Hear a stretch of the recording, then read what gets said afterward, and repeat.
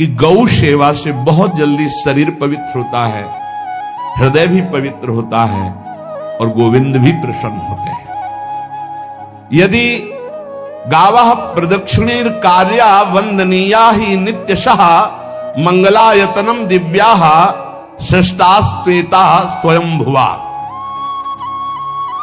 यदि गाय घर में पाली जाए या गौशाला खोली जाए और गौओं की सेवा की जाए, जिनके पास अर्थ है, भाव है, भगवान स्वयं श्री कृष्णचंद्र जी ने गौ सेवा स्वीकार की, गौवें चराई।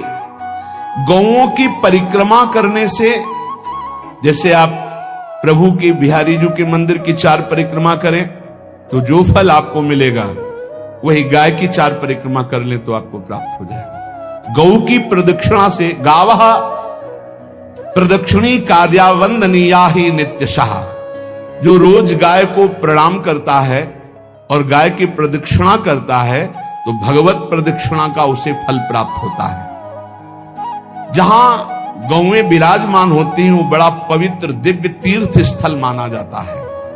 गौएं जहां विराजमान रहती, गौशाला में भजन करे तो कई गुना बढ़कर के प्राप्त होता है। स्वयं ब्रह्मा जी ने गौओं को दिव्य गुणों से विभूषित बनाया है। अप्यागाराणि विप्राणाम देवतायतनानि च यद गोमयेन शुद्ध्यंतिम किम ब्रूमो हृदिकम ततः। गाय के गोबर से जहां लेपा जाता है वहां जिस देवता का आवाहन करोगे वही देवता आकर विराजमान हो जाएगा। अपवित्र भूमि में भी यदि गाय के गोबर का लेप कर दिया जाए तो परम पवित्र मानी जाती है। गाय बहुत पवित्र, जहां वो बैठती है, जहां वो मूत्र त्याग करती, गोबर त्याग करती, वो स्थान तीर्थ तुल्य पवित्र माना जाता है। भगवान जब गाय के पीछे पीछे चलते तो गोरज उड़कर उनके मस्तक पर विराजमान होती, उनके मुखार बिंद पर विराजमान होती। बाल गोविंद के अनिष्टों को दूर करने के लिए गाय के पूंछ को उनके ऊपर से झाड़ा देती थी मैया। जब गुरु मंत्र वैदिक सिद्धांत से दिया गया था पहली बार तो पंचगव्य पिलाया गया था। गोमूत्रम गोमयम क्षीरम दधि सर्पिस्तथैव च गवाम पंच पवित्राणि पुनंत सकलम जगत। कितना भी बड़ा पापी हो, अगर पंचगव्य पिलाया जाए तो वो वैदिक मंत्रों को स्वीकार करने लायक हो जाता है, पवित्र हो जाता है। पंचगव्य में 5 चीजें गाय की होती है। गाय का मूत्र, गाय का गोबर, गाय का दूध, गाय का दही और गाय का घी, ये 5 मिलाकर पंचगव्य पिलाया गया था। पहली बार जब वैदिक मंत्र दिया गया था तो पंचगव्य बनवाया था गुरुदेव भगवान ने संन्यास, और वो पिलाया था। ये पंचगव्य पिलाने से अपवित्रता का नाश होकर पवित्रता का संचार होता है। इसलिए धन्य है उनका जीवन जो गौ सेवा परायण है भगवत भाव से। गाय में साक्षात भगवान का भाव रखकर गौ सेवा करते हैं। त्रिषिता गौर गृहे बद्धा गेहे कन्या रजस्वला देवशास्त्र सन्निर्माल्य हंति पुण्यम पुराकृतम। यदि घर में गाय बंधी है और भूखी है और प्यासी है तो तुम्हारे सारे पुण्य नष्ट हो जाएंगे। अगर घर में रजस्वला कन्या बहुत काल तक है और उसका विवाह आप नहीं कर रहे हैं तो आपके सारे सुकृत नष्ट हो जाएंगे। यदि घर में ठाकुर जी विराजमान है, कर का पहनाया हुआ माला सुबह तुमने देख लिया तो तुम्हारे सारे पुण्य नष्ट हो जाएंगे, क्योंकि शयन कराते समय तुमने उतारा नहीं, अर्थात तुम सेवा में प्रमाद करते हो। तो देवतास्त्र सन्निर्माल्य हंति पुण्यम पुराकृतम।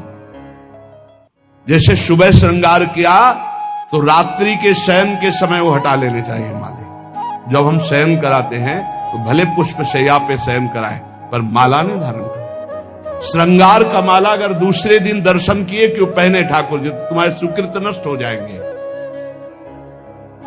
गाय बंदी हो घर में, वो प्यासी है और भूखी है, तुम्हारे सुकृत नष्ट हो जाएंगे। त्रिषिता गौर गृहे बद्धा, क्योंकि तुम्हारे पास है, सेवा करना चाहिए। यो वै गाम प्रतिसिद्धेन तो चरंतिम च स्वत्रणम नरहा तस्य पूर्वे च पितरः कंपन्ते पतनोन्मुखा। यदि गाय हरी हरी घास चर रही कहीं और तुमने डंडा ऊपर प्रहार किया, लाठी मारी, तो तुम्हारे पितर खोपड़ी के बल नरक जाने के लिए तैयार हो गए। ये लिखा है चरंतिम स्वम तृणम नरः तो तस्य पूर्वे च पितरः कंपन्ते पतनोन्मुखा। इसीलिए क्या भारत से कहीं किसी की तुलना हो सकती है, जहां गौ को माता की पदवी दी गई, जहां गौ को हम आराध्य देव के रूप में मानते हैं, आराधना करते हैं। गौ रक्षा, गौ सेवा, ये बहुत बड़ा इसमें छुपा हुआ है। स्वयं भगवान अवतरित होकर गौ रक्षा, जब गाय के रूप में पृथ्वी रमाती तो भगवान का अवतार हुआ है। बड़ा विचित्र समय आता चला जा रहा है कि अब आधुनिक यंत्रों की ऐसी सेवाएं हो गई बड़ी बड़ी कि अब न बैल की जरूरत है, और ऐसे दूध की महंगाई बन गई कि अब देसी गाय 2 लीटर 3 लीटर 4 लीटर, और ऐसी इसी की 20-20 25-25 लीटर दे तो कौन देसी गाय को।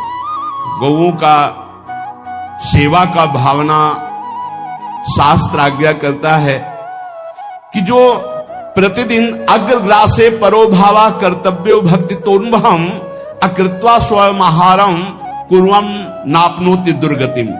जे ही तुम्हारे गृहस्थ में घरों में पहले होता था, अब तो भगवान जाने, जे ही पहली रोटी तवा में गई तो वो निकाल करके पक्की रखी जाती थी गौग्रास के लिए, पहला रसोई में। तो इसमें लिखा प्रतिदिन स्वभोजनम, पहले स्वयं भोजन न करके गाय के लिए ग्रास निकालना चाहिए। तो जिनके पास अर्थव्यवस्था जो गृहस्थ धर्म में है या जिनके पास अर्थ है, कुछ रोज 1 रुपया निकालो। हम कह रहे रोज निकालो तो महीने में 30 रुपया होते। 30 रुपया में एक गाय को हरी घास तो एक टाइम पवा ही सकते हो ना, बहुत नहीं है तो 1-1 रुपया निकाल के अगर एक गाय को चारा दोगे तो एक बार का भोजन तो हो ही सकता है। 30 रुपया में हरी घास जाकर उसके दावा एक बार तो पवा दोगे ना। अग्रग्रासे परोभावा कर्तव्य भक्ति तोन, हम भक्ति पूर्वक गाय को 1 ग्रास भोजन में 1 रोटी तो निकालना चाहिए गाय के लिए, ऐसा शास्त्र आज्ञा कहता है। जो ऐसा करता है तो अकृत्वा स्वयमाहारम कुर्वन् नाप्नोति दुर्गतिम, अपने आहार से 1 रोटी निकालकर गाय को देता है और स्वयं 3 रोटी भले पाले 1 रोटी गाय को दे दी तो बोले उसकी दुर्गति नहीं होगी, अर्थात उसके अंदर भाव बढ़ता चला जाएगा वो भगवान की भक्ति में। और तेनाग्नयो हुता सम्यक पितरश्चापि तर्पिताः देवास्त पूजितास्तेन यो ददाति गवान्हिकम। जो प्रतिदिन गौग्रास निकालता है, अर्पित करता है, तो उसको अग्निहोत्र करने का फल मिलता है, उसके पितरों को तृप्ति मिलती है और समस्त देवताओं के पूजन का फल मिल जाता है जो गौग्रास निकालता है। यो वै ताड्यते यष्ट्याधेनुम मर्त्यो विमूढ़धि। जो मूर्ख मनुष्य, जैसे अब गाय दूध नहीं दे रही, मार डंडे मार रहे हैं, इंजेक्शन लगा रहे हैं, ऐसे वैसे कर रहे हैं, उसको ताड़ना दे रहे हैं, तो बोले जो मूढ़ बुद्धि मूर्ख मनुष्य, यो वै ताड्यते यष्ट्याधेनुम मर्त्यो विमूढ़धि, वो गाय को लाठी से मारता है, डंडे से मारता है, हाथों से मारता है, तो धर्मराजस्य नगरेशा याति करवर्जिताः। धर्मराज जी पहले अपने नरक में ले जा करके उसके कहते थोड़े थोड़े तिल तिल करके पहले इसके हाथ काटो, मरना है नहीं वहां, अब आराम आराम से थोड़े थोड़े पहले हाथ वर्जिताः, इन्हीं हाथों से गाय को मारा था ना, वैसे थोड़ा थोड़ा काटा जाता है उसके हाथ, करवर्जिताः, उसके दोनों हाथ काट करके थोड़े थोड़े। यो वै दंसान वारयति तस्य पूर्वे कृतार्थकाः नृत्यंत सवादिस्मास्तरिष्यति भाग्यवान। जो गौ के शरीर को स्नान कराता है, गौ के शरीर को कीट आदि से मच्छर आदि से रक्षा करता है और खूब अच्छा अच्छा पदार्थ गौ, केवल दूध के लोभ से नहीं, ये हम गौ सेवा की बात कर रहे हैं, ये कि नहीं वहां 10 लीटर दूध देती तो हाथ फेरो, जब दूध नहीं देती है तो चारा भी ठीक से नहीं दे रहे और उसके ये स्वार्थी हो, गौ सेवा का बात नहीं, वो दूध का लोभी केवल व्यापार की बात करता है। गौ सेवा का तात्पर्य है गौ सेवा केवल, खूब बछड़े को पिला दिया प्रसाद रूप से जो दूध मिला उसका अपने सेवन की, वो बात तो अलग है। अब बछड़े को तो जरा सा केवल पिन्हाने के लिए कर दिया और खूब सारा दूध लीटर में नाप करके जा रहा है, और उस समय तक तो खवाओ पियाओगे ही खूब अच्छे से, इसके बाद जब दूध देना बंद किया तो उसका आदर सत्कार खत्म, खोल के बाहर ऐसे वो प्लास्टिक खाते घूम रही है, तो ये गौ सेवा नहीं मानी जाएगी, वो स्वार्थ पूर्ति मानी जाएगी। जो सदैव गौ सेवा करता है, उसके डांस मच्छर हटाता है, स्नान कराता है, पीठ में हाथ फेरता है, उसके पूर्वज जो पितर होते हैं वो नाच पड़ते हैं, उनका मंगल होना शुरू हो जाता है कि हमारे वंश में गौ सेवक पैदा हुआ, बड़ा भाग्यवान है और वो गौ के द्वारा हमें तार देगा, ऐसा भाव। गौ सेवा हमारे सनातन धर्म में बहुत बड़ा स्थान गौ सेवा का है। पर एक बात ध्यान रखें, इन सब सेवा का फल है भगवान के चिंतन में निरंतर वृत्ति डूब जाए। हमारी एक एक वृत्ति, एक एक क्षण भगवान के चिंतन में डूब जाए। अगर नहीं तो हम आपको उत्तर दे रहे हैं, क्या महाराज नृग जैसा कोई गौ सेवक हुआ है दानी? भागवत में पढ़ लेना, करोड़ करोड़ गायों को, करोड़ों गौशालाएं थी, एक दो नहीं। इसलिए कह रहे हैं करोड़ों शब्द कि आप उसको कोई ज्यादा ना समझें। पृथ्वी के कोई भूमि के कण गिन सकता है, बारिश की बूंदे गिन सकता है, लेकिन महाराज नृग की गौएं जितनी दान की गई वो गिनी नहीं जा सकती थी, ऐसा वर्णन आता है। अरबों अरबुद गौओं की सब स्वर्ण से अभिषिक्त करके ब्राह्मणों को दान करना। इतने बड़े गौ सेवक, इतने बड़े दान करने वाले, एक चूक हो गई, ना दान लेने वाले तपस्वी ब्राह्मण की गाय किसी अन्य ब्राह्मण को दान कर दी, और वो ब्राह्मण ने जब गाय देखी बोली मेरी गाय चुरा ली। बोले महाराज नृग ने दी। महाराज नृग से कहा मेरी गाय है, तो उनका गौशाला में आ गई होगी, आपको 10,000 गौएं देते हैं, आप अपनी गाय। बोले मैं प्रतिग्रह नहीं लेता। जिसने दान लिया था उसने कहा गाय यही लेके जाऊंगा, तो उनका आप गाय छोड़ दीजिए, आपको 10,000 गाय देते। बोले नहीं लूंगा। बस अनजाने के अपराध ने गिरगिट बना दिया था, कुएं का गिरगिट। पर भगवान बड़े कृपालु हैं, गौ सेवक थे, इसलिए गोविंद द्वारिकाधीश जी ने उनका उद्धार किया। सब साधन का फल है अच्युत भावना से युक्त होकर, भगवत भावना से युक्त होकर निरंतर भजन करते हुए सेवा परायण रहो, चराचर जगत की सेवा परायण रहो। भजन करना ही सबसे बड़ा परम धर्म है। हम सब सेवाएं करें जगत की, लेकिन अंदर से राधा राधा राधा, गोविंद गोविंद गोविंद गोविंद, आनंद आ जाएगा। तन से सेवा करो, मन से भगवान के चिंतन, मामुनिस्मर युद्धते, भगवान के चिंतन में रहो। सेवा और व्यापार में अंतर होता है। गौ सेवा के बहाने से धन का जो दान लेना है और उसका अपने में प्रयोग करना, मैं पितरों सहित नरक जाना है, लिख लो। गौ सेवा के बहाने से दान लेना और उसका अपने परिवार के सुख में पैसे का प्रयोग कर देना या अपनी वासनाओं की पूर्ति में लगा देना। आया गौ सेवा के लिए और आप प्रयोग कर रहे हैं गाड़ी घोड़ा नाना प्रकार के सांसारिक भोगों में, तो लिख लो पितर सहित तुम्हारे नरक जाएंगे, क्योंकि गौ सेवा के लिए आया है। गौ सेवा का धन सिर्फ गौ सेवा में ही लगना चाहिए। आप गौ सेवक है, दूध पान कीजिए, रोटी खा लीजिए, लेकिन गौ सेवा का अर्थ आप अपने वासनाओं की पूर्ति में, अपने मनोरंजन में या अपने मन के संकल्प भावना में नहीं पूरी कर सकते।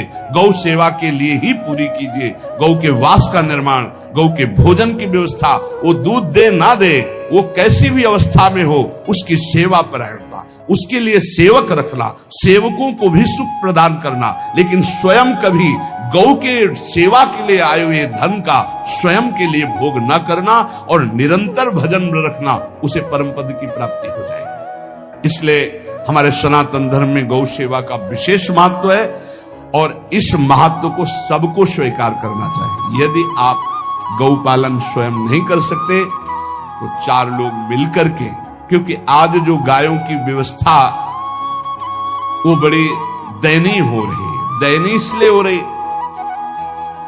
कि दूध की अधिक ताकि चाह रखने वाले भैंस रखते हैं या विदेशी गाय रखते हैं। अपनी भारतीय जो देसी गाय है वो उतना अधिक नहीं देती कि 40 लीटर 30 लीटर 25 लीटर, बहुत अधिक देगी तो 5 और 8 लीटर। देसी शुद्ध गाय अपनी जो है वो 8-10 लीटर, बहुत जब व्यवस्था हो। नहीं तो अपने गांव में तो देखा है 2-2.5-3 लीटर से ज्यादा नहीं देंगे, 1.5 लीटर इधर 1.5 लीटर उधर, या बहुत हुआ तो 2 लीटर 2 लीटर, पर वो स्वर्णिम दूध होता है। जो दूध की चाह रखने वाले जन थे अब वो गायों को नहीं रखते, देसी गायों को कोई बिरला ही रखता है। अब पहले बैलों की जरूरत होती थी, गाय बछड़ा दिया तो आनंद होता था कि किसानी के काम में। अब तो ट्रैक्टर है तो बैलों की जरूरत नहीं। अधिक दूध के लिए अरे अब तो पशुओं की जरूरत नहीं, केमिकल से दूध बन रहे हैं, टैंकर के टैंकर। तो फिर हमारी जो गायें हैं उनकी बड़ी दुर्दशा हो रही। तो हमें चाहिए कि जो गृहस्थ जन हैं, धनी मानी जन हैं, या जिनके पास शरीर व्यवस्था, बौद्धिक स्तर, सेवा परायण, अर्थव्यवस्था, वो थोड़ा 4 गाय की व्यवस्था करके उनकी सेवा करें, क्योंकि हमारे सनातन धर्म का स्वरूप है। जहां मां पदवी दी गई है गांव को, गौ माता कहा गया है। गौ में समस्त देवता विराजमान है। गौ का बहुत बड़ा महत्व वर्णन किया गया धर्म शास्त्रों में। यहां तक कि जब कोई ऋषि नाराज होता था तो आगे गाय करके जाया जाता था तो क्षमा हो जाती थी। गाय को देखते ही वो क्षमा कर देते थे। बहुत महिमा वर्णन की गई है गौ की। इसलिए जिसको भी अगर नहीं अर्थव्यवस्था है तो एक रोटी तो निकाल सकते हो ना। तुम्हारी रसोई में रोटी बने तो पहली रोटी निकाल लो, और आसपास जहां गाय बंधी हो तो उसको दे आओ जाकर, तो कम से कम धर्म का पालन हो जाएगा, गौ सेवा बन जाएगी। तो गौ सेवा, चराचर जगत की सेवा, भगवत सेवा, सबका फल है। फिर प्रारंभ में आ जाइए स्मृति। योगी हो तो चित्त की वृत्ति का निरोध करके परमात्माकार, ज्ञानी है तो चित्त वृत्ति का लय करके स्वरूप स्थित, भक्त है तो एक एक वृत्ति सावई मनः कृष्ण पदार विंदयो। भगवान के चरण में, भगवान के नाम में, भगवान के रूप में, भगवान की लीलाओं में। स्मृति अगर नहीं तो सब साधन अधूरा, और स्मृति तो हर साधन पूरा। इसलिए एक बार कमर कस लो, चाहे जगत की सेवा करो, चाहे जिस कार्य में लगे हो, तुम्हारी स्मृति प्रभु में लगी हो। स्मृति के बिना हम जीवन का कोई महत्व नहीं समझते। स्मृति विहीन जीवन सब व्यर्थ। इसीलिए उन परमहंसों के चरणों में स्वयं भगवान चरण रज लेने के लिए पीछे डोलते हैं, जो निरपेक्षम मुनिम शांतम निर्वैरम समदर्शनम अनुब्रजाम्यहम नित्यम पुयत्यंगुरेण भी। ना कोई प्रतिज्ञा, ना कोई चाह, ना कोई इच्छा, निरंतर भगवदाकार वृत्ति, निरपेक्षम, मननशील, द्वंद्व विमुक्ता, जो शांत है, जो किसी से वैर नहीं रखते, भगवदाकार वृत्ति, उसी मार्ग के आप पथिक है।